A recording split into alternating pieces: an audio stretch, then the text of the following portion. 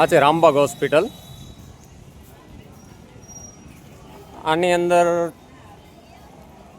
જોઈ શકો છો તમે, બારે બેસવા માટે કોઈના પાસે બાંકડા પણ નથી,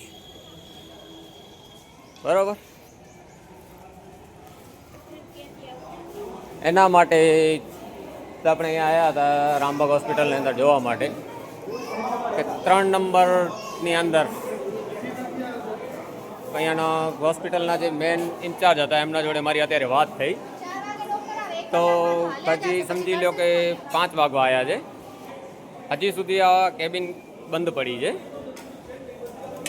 તમે જોઈ શકો છો અંદર ડૉક્ટરે નથી, બરાબર. મેં જે અહીંયાના જે સુપ્રિન્ટેન્ડન્ટ છે ડૉક્ટર કુલદીપ, એમના જોડે મેં વાત કરી. તેમને મને જણાવ્યું કે અત્યારે ડૉક્ટર સાહેબ રજામાં છે ને બીજા ડૉક્ટર અમારા પાસે છે નહીં, કે બીજા ડૉક્ટર અમારા કણે છે નહીં, છુટ્ટીમાં છે ડૉક્ટર. તો હું કદાચ આપણા ધારાસભ્ય શ્રી માલતીબેનને પૂછા કરવા માંગીશ કે આવડા બધા જે વ્યક્તિઓ આવ્યા છે, અત્યારે ઓછામાં ઓછા 3 નંબર માટે 61 જણા બેઠા છે. તે 61 જણા બેઠા છે ને આ બાજુ તમારા પાસે ડૉક્ટર નથી, આ તમારું બંધ પડ્યું છે. તમે સાંજના 4 થી 6 નો સમય આપો છો. આ જો એક માજી છે અહીંયા દવા લેવા માટે આવ્યા છે. અત્યારે તમે જોઈ શકો છો કે રામબાગની પોઝિશન શું છે, રામબાગ હોસ્પિટલ શું વસ્તુ છે. આ તમે કોઈ પણ પેશન્ટ હોય, આ માજીની તમે હાલત જોઈ શકો છો. આ બહેનો બધી બેઠી છે.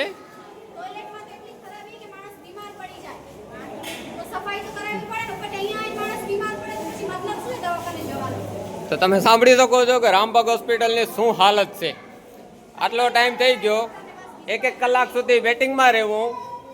પાનું કઢાવવું હોય તો એના માટે પાનાવાળા સાહેબ સમજી લો કે હોસ્પિટલના બાપ હોય એવી રીતે 4, 4:15 બદલે 4:30ની આસપાસ આવતા હોય છે.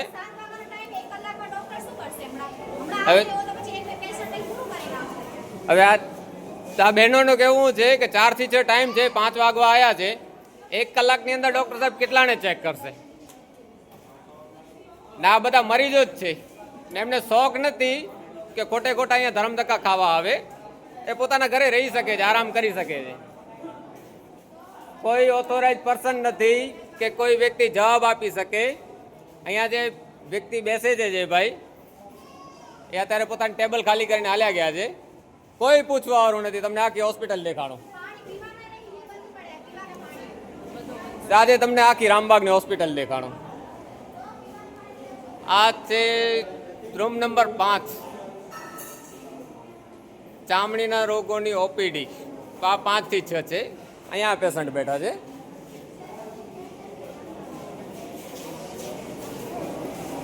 આજે રામબાગની પાણીની વ્યવસ્થા આ જોઈ લો, આ નળ ચાલુ છે, અંદર પાણી નથી. આ સરકાર માટે પાણી નથી ભાઈઓ, તમારા માટે. વોટ દેજો ખાલી તમે. ઓછામાં ઓછા અત્યારે આ સંકુલની અંદર 200 જણા હાજર છે. હોસ્પિટલ સ્ટાફનો કોઈ વ્યક્તિ નથી. 200 માણસ પાછળ ગુજરાત સરકાર પાસે હોસ્પિટલની એક નોર્મલ નર્સ પણ નથી, સ્ટાફ નથી. માણસોની મોટી લાઈનો લાગેલી છે, બધા બેઠા જ છે. ચેમ્બર ટોટલ ખાલી પડેલા છે બધા. આ જો તમે હાડકાના રોગોની ઓપીડી, પ્લાસ્ટર બાંધેલા તૂટેલા બધા અહીંયા બેઠા જ છે. બધી ચેમ્બર ખાલી જ છે. અહીંયા ભાઈઓ બેઠા છે. જનરલ સર્જરી અહીંયા તો ડૉક્ટર આવી ગયા, હમણાં આવ્યા છે. કેટલા વાગે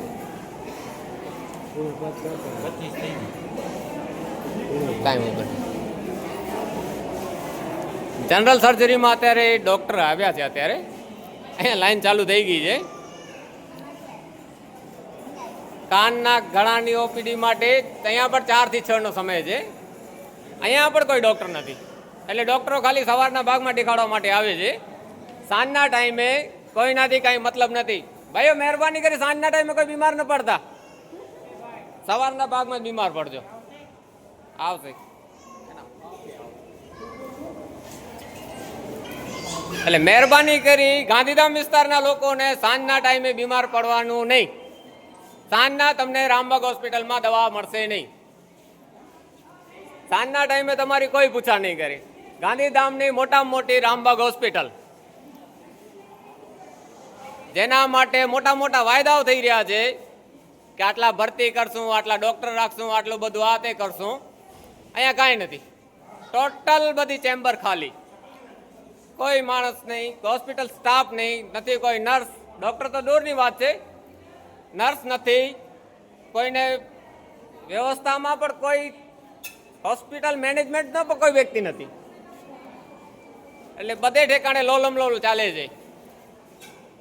ને મહેરબાની કરી ગાંધીધામ વાસીઓ તમે સાંજના ટાઈમે બીમાર ન પડતા, કારણ કે રામબાગ ગાંધીધામની મોટામાં મોટી હોસ્પિટલ રામબાગ હોસ્પિટલમાં હવે તમે જોઈ શકો છો 15 મિનિટ ત્યાં કે હોસ્પિટલનો વિડીયો બનાવીને ફરી ફરીને આવ્યો છું. હજી માજી અહીંયા આ પોઝિશનમાં છે. એટલે શું કા લોકોના પેટનું પાણી નહીં હાલે કે આટલી વાર સુધી આ બધું થઈ રહ્યું છે? કોઈ જવાબદાર વ્યક્તિ નથી કે કોઈ જવાબ આપી શકે. એટલે મહેરબાની કરી ને આ લોકોનો કાંઈ ઈલાજ કરો, આ લોકો નહીં સુધરે.